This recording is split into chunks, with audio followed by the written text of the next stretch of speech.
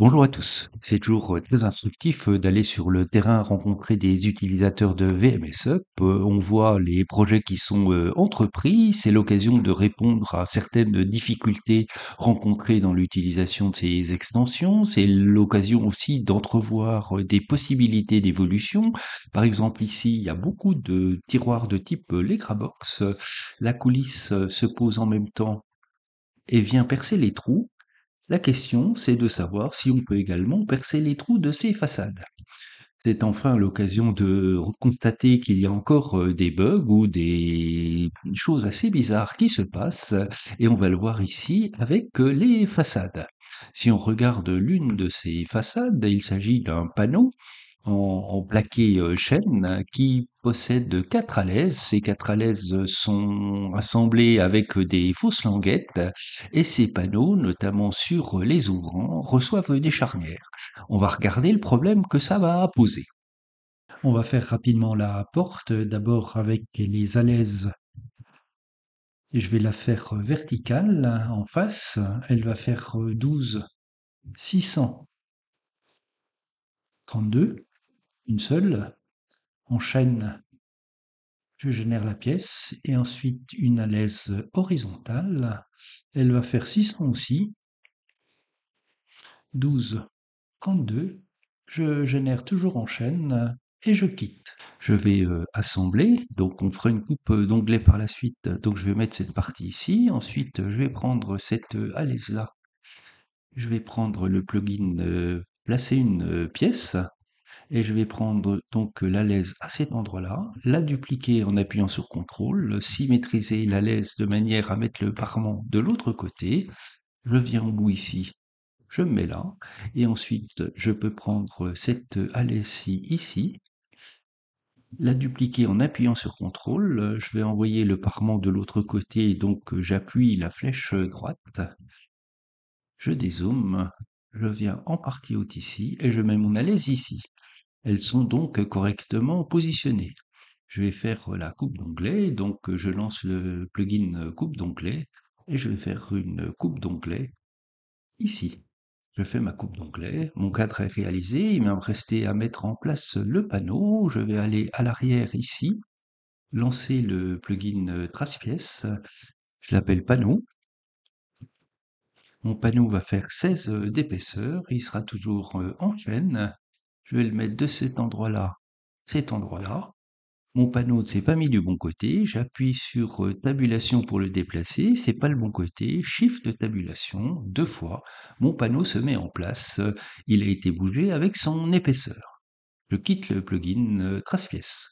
Je vais faire un groupe de la porte, clic droit souris, créer un groupe. Ma porte est un groupe. J'ai créé un caisson, je vais mettre en place ma porte. Je prends donc ma porte à cet endroit-là et je viens le mettre ici. Je suis pas bien placé. Je bouge un peu, je vais me mettre là et je vais adapter ma porte pour qu'elle vienne correctement dans le caisson.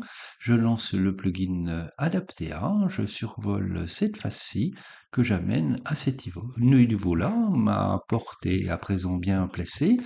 Je vais la masquer, clic droit souris, masquer et je vais éditer mon groupe et rendre unique cette partie-là. Bon réflexe, c'est que plutôt que d'avoir un dièse 1, on va mettre côté droit. Je valide et on va maintenant poser des charnières et on va regarder ce qui se passe. Je lance le plugin Quincaillerie, je suis ici chez Bloom mais je vais poser des charnières en applique. Je vais me mettre à 100 du bourg et je vais faire étoile 2. Mes 2 embases se sont mises en place. Je quitte le plugin pièce, édition révéler tout, et je vais masquer le caisson. Je sélectionne le caisson et je le masque, et on voit bien que les charnières sont mises en place.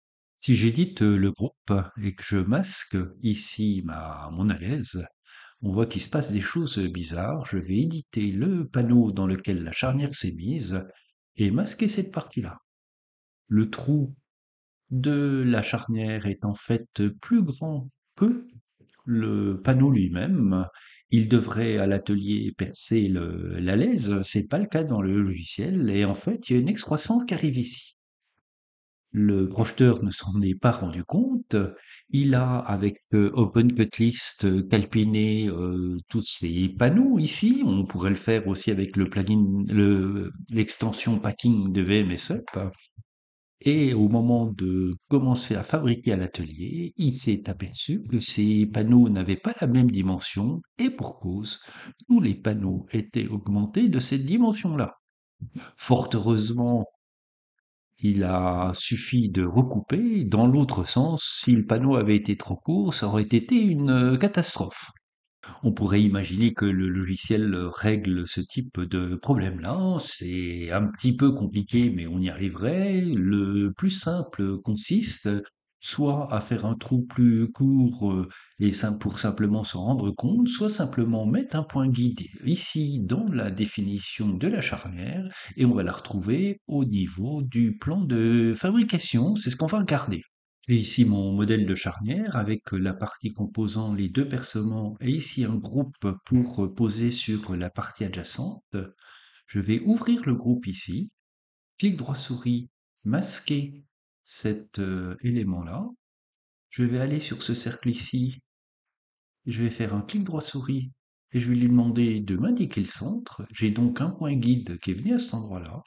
3 clics ici, je vais supprimer, édition, révéler tout. J'ai supprimé le percement ici et j'ai mis un point guide à la place. Je vais sauvegarder, on va regarder le résultat. Je relance le plugin quincaillerie, toujours la même quincaillerie. Je me mets ici à 100 et je fais étoile 2. Je sors du plugin édition révéler tout. Je masque le groupe ici.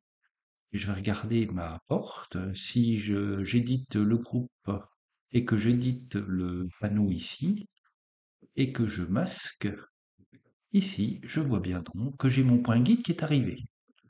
Si je sors et que je lance le plugin mise en page, je vais faire la mise en page de ce panneau ici, clic droit souris, faire la mise en page. J'ai la mise en page qui est faite avec le parement de la pièce ici, je voudrais voir son contre-parement. Je vais cliquer ici et je vois bien que j'ai mon point guide ici que je vais pouvoir coter lors de la mise en page. Voilà pour ce retour d'expérience avec un utilisateur de VMSUP. Les conséquences du bug auraient pu être beaucoup plus dramatiques. Fort heureusement, ce n'est pas trop le cas.